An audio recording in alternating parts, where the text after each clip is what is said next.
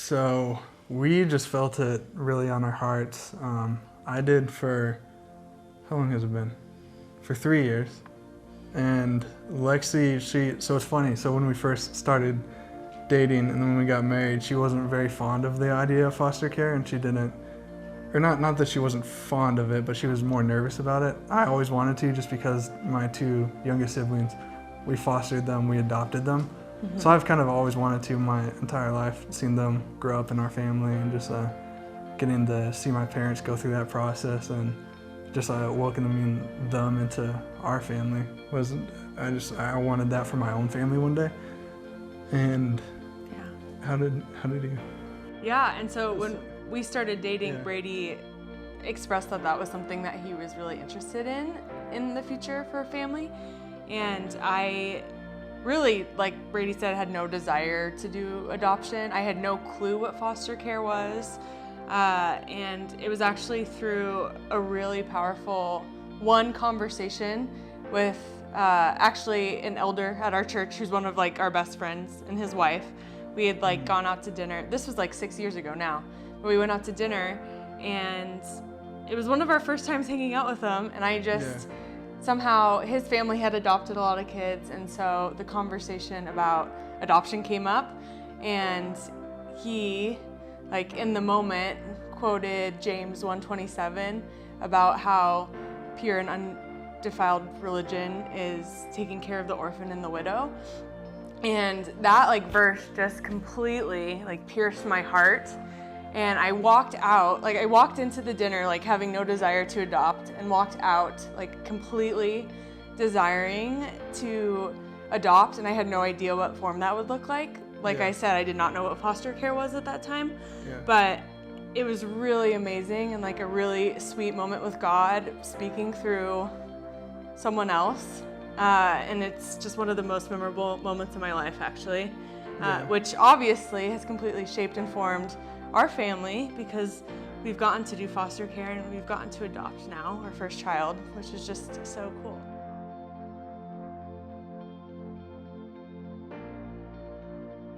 Yeah, so the initial process to get certified was about 6 months for us from start to finish.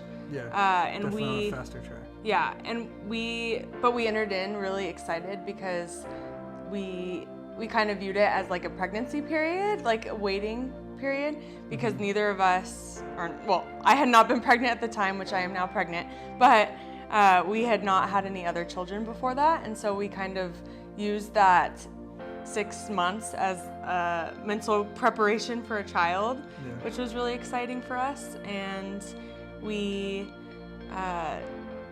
were very, very excited the day that we actually got our license. It was a very memorable day because that's also the day that we got our first placement, Matteo, who now is our adopted son. So it was, amazing. So we got our license February 19th. And we got approved about 3:30 p.m. in the afternoon, and then I got a phone call, actually sitting literally right here in this exact position. I was eating chocolate on the couch, and I got a phone call for a baby boy that had just left the NICU, and I said yes to the person who called, and called me first. Well, I knew you were going to say yes, so I said yes. You didn't tell me that. No, I said yes, and then called Brady because he was the one who really wanted a newborn. So he was all on board for the newborn baby. When I was at work, just sitting at my desk, got the call, so I immediately left, jumped up and drove straight home, and then went straight to the placement center on that day, which was crazy. Yeah. So in the span of a few hours, went from, hey, getting the call from DCS to now saying, oh, we have a baby for you, and then us bringing our baby, now Matteo, home, which is cool.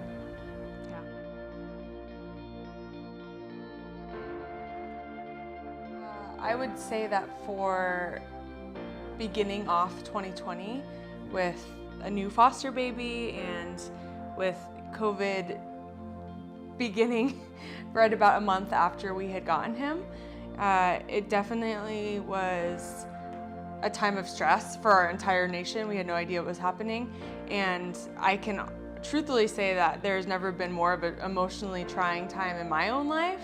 I just really drew really close to God through prayer. It was very emotionally hard, but it also was like the most intimacy and closeness I've felt with God. And like I really pressed into God's presence and like really abided in Him in a new way that I had not done so before in my relationship.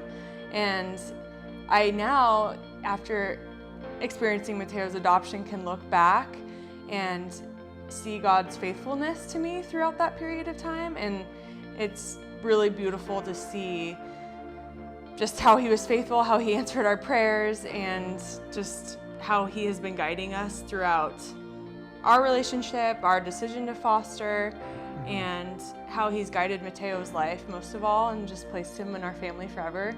So, yeah. What about you? Yeah, I see the biggest thing with COVID, adding that on top of foster care, is there's already so much uncertainty in the foster care. And then when you throw COVID on top of it, the current situation with the pandemic, that just adds even an extra layer of uncertainty for everyone around you.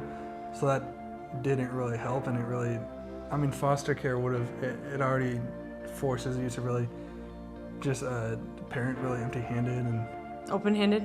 Open-handed. And it's like, we really had no other option. Just looking at Matteo, like so worried, like we don't know where he's gonna go, if he's gonna stay with us long term. It just really forced us to say,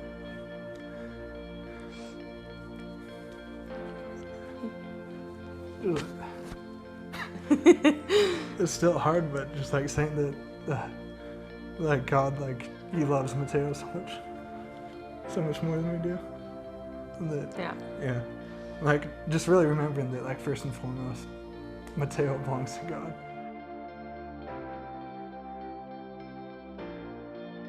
I think Advent for me actually this year has completely taken on a new meaning in my life. I don't think I've ever really appreciated like the Advent season as much, just the leading up to, so with Advent you are acknowledging that like there is darkness and that there is like mourning and loss and grief in the world, and that we truly need a Savior, that we are waiting for that Savior, that we're desperate for that Savior, that we're in anticipation for that Savior.